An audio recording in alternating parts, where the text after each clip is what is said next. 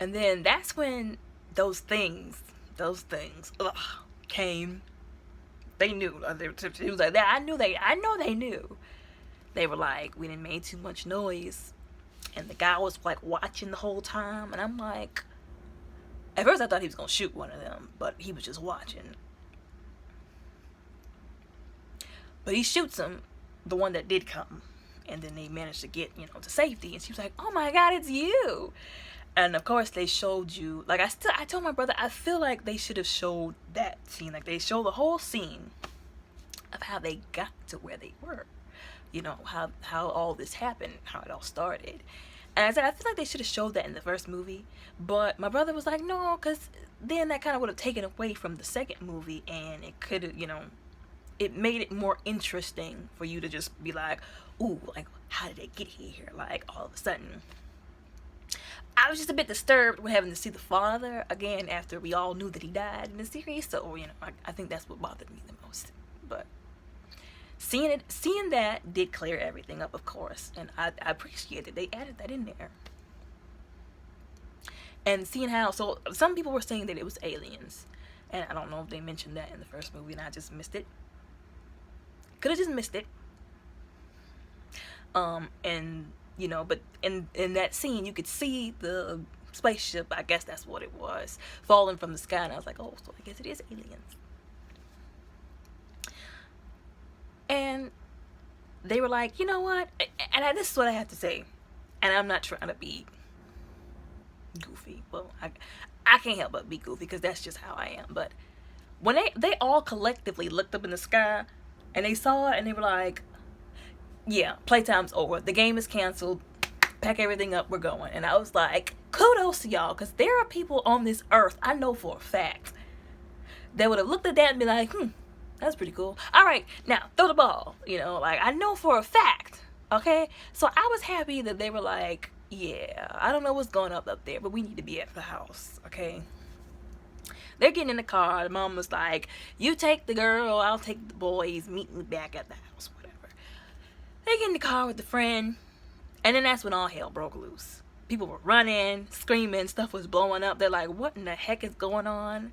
The mother's like driving. Her driving skills were top notch. I would have crashed and killed us all. I'm sorry, I would have. My driving skills aren't that great. I'm not ashamed to admit it either. But she was like driving, and then she had stopped, or she was like driving and she was like looking back as everything, they were jumping from buildings and slicing people mid leap. And he's like, Mom! And she like turns around and she puts that thing in reverse, and she hit it just fast enough to not get ran over by the bus. And I was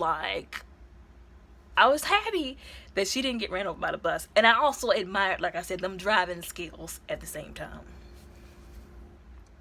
She managed just to get out of the way, but I think they still ended up crashing somewhere along the way or something like that.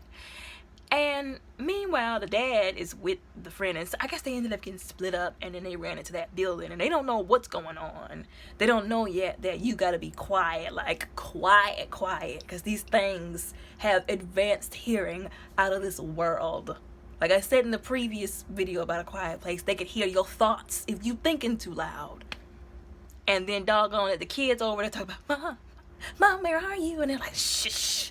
And so finally they shut off the phone, and it's just like walking outside, and they're like, everybody just shut up. And I'm like, I know this is before we found out that the things can hear really well, but in any situation, if you're hiding, be quiet.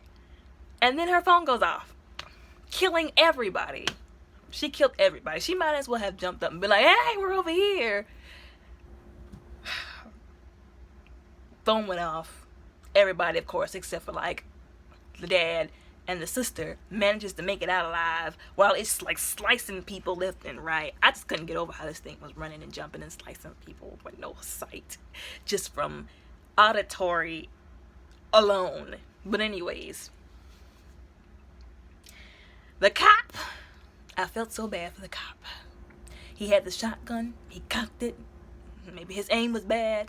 He was trying to protect. He served and protect. He took that literal to his death. They all got behind the cop car after she crashed the car. which, like I said, I would have crashed it long before that. They're hiding behind the cop car. He's trying to keep them safe and kill a thing, and he ends up getting sliced and diced. And the poor older brother's just like, oh God. And then they just skip, because we, for the most part, can put together, I guess somehow they managed to escape or shut up long enough to get back to the house. And then A Quiet Place 1 happened, and then that's what brought us here. And then she confronts the friend, after they get in the place. She confronts him, and she's like, so you knew we were out there this entire time? And I guess she felt, like, why didn't you come and get us? Like, why didn't you come for us, And he was like, are the same things that were out there terrorizing you, terrorizing me? I was like, I understand. You have a right to be upset if he knew you were out there and y'all were like friends supposedly and he didn't come for y'all. I get it. But he had a wife and his own life to take care of, So it's kind of like one of those questions now. Was he really wrong for not going out there? And then he was telling her about, what happened with his wife. And I was like, God, this man lost his wife. And he was, growing his, beard. And he was just like, there's nothing we can do. There's nothing out there. This is life now. And the sister was saying, she's basically trying to tell them, there's boats, we can get to an island out there. It's out there. We just have to go to it. And he was like, forget it. It's not going to happen. And she was trying to tell the brother. She was trying to tell the guy. The mom was like, you're not going out there, period. But you don't blame her for her. And then she just packed up some stuff, took one of the rifles, and went by herself. And I'm like, never mind. So she's out there by herself. And I'm thinking, okay, well, maybe she's actually going to find this boat and come back.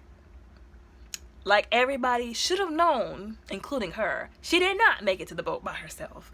She went through the little train, and the moment that the little birds flew away, which another jump scare, I was like, she's already dead.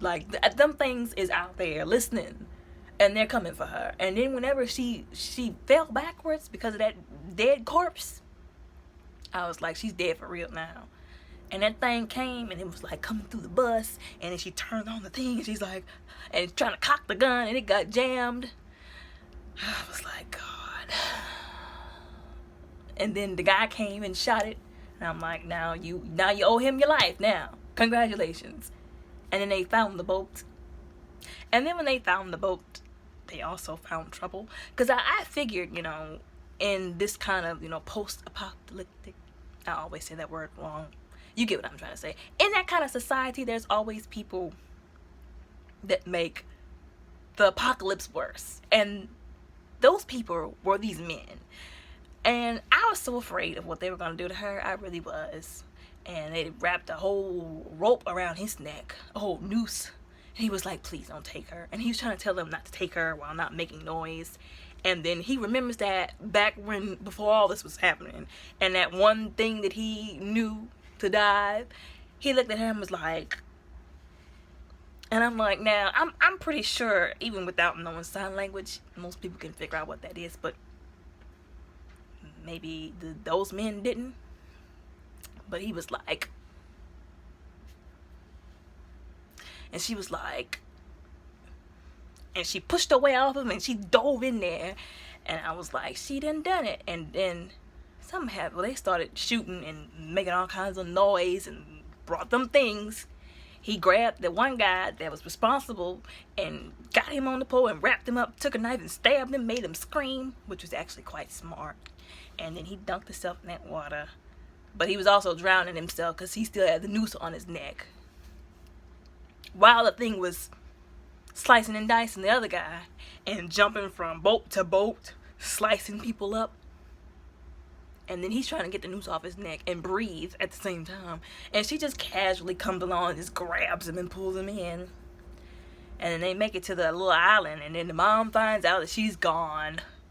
And she's like, oh no, I gotta go back because I'm not losing no more of y'all. So you stay here with the baby. I'm going to get the girl. Or not get the girl, but she had other things she had to do too. And so she goes to get, some more oxygen. And I'm thinking, well, this is clearly for the baby because the baby's in that thing that clearly he can't breathe in without oxygen. She gets, I don't even know why her oldest boy left. Like, I get it. He wanted to explore, but you don't have the luxury to explore here.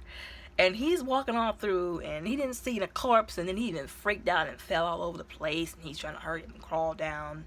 And he didn't led the thing to him and the baby.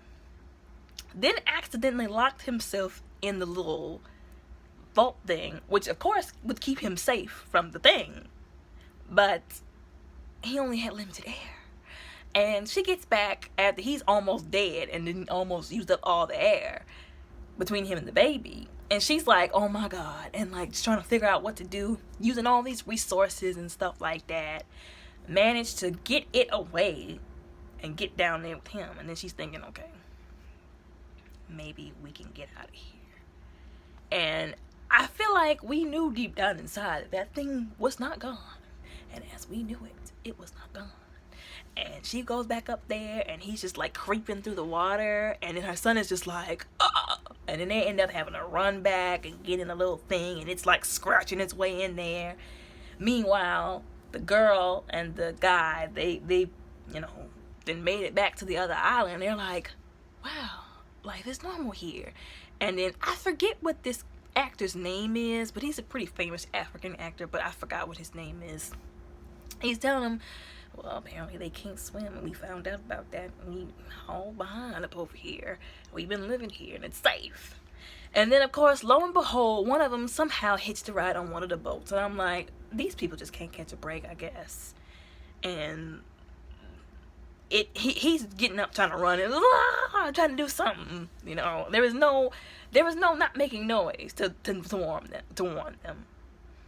He had to do something, so he did it. And God, watching those people get slaughtered like that, it was just, it's kind of like how I would feel dodos were. Not that I'm comparing people to idiots, but it's how I would think dodos were slaughtered when like people came. How they say dodos were like on an island where they developed with no natural predators. So when humans came, they were like, they're not running from us, free food, and they just hacked them up and bam, because nothing had been there to attack them. And all those people, that, like I said, I forgot his name. He died, and I was PO'd about that. I was like, bro, we just got him in this movie, at the end of the movie, and y'all just gonna kill him off like that? That's trifling. But anyways, he almost died trying to protect her, but then she finally got to that radio station and put that earpiece in there, and she turned it up, and when he heard on the radio thing, the brother from where they were about to die, basically, he turned it up. He took the earphones out, and he was like, yeah. He like held up the thing, and then he shot it. And she managed to hack this. I feel like that was like the anger from the loss of her father to one of those things. She was like, this is for my dad. And she hacked him. And I gotta give it to her. That was pretty brave, because I would have been like, I ain't going near that thing. Not high. But yeah, I wouldn't have went near that thing at all. But yeah, I thought it was a great movie, actually. Great. Like I said, I was still mad that the dad died, and that other actor died. Well, the character that he played. But it did wrap up the movie for the most part. Wrapped it up. Didn't leave no room for no part 3 unless they just come up with something, But it was pretty good to me. Like I said, it was still scary, and I still didn't watch it by myself or at night, and I still screamed at every jump scare like I usually would. But it was great. I thought it was great. Probably not gonna watch it again, but it was great. It was really great.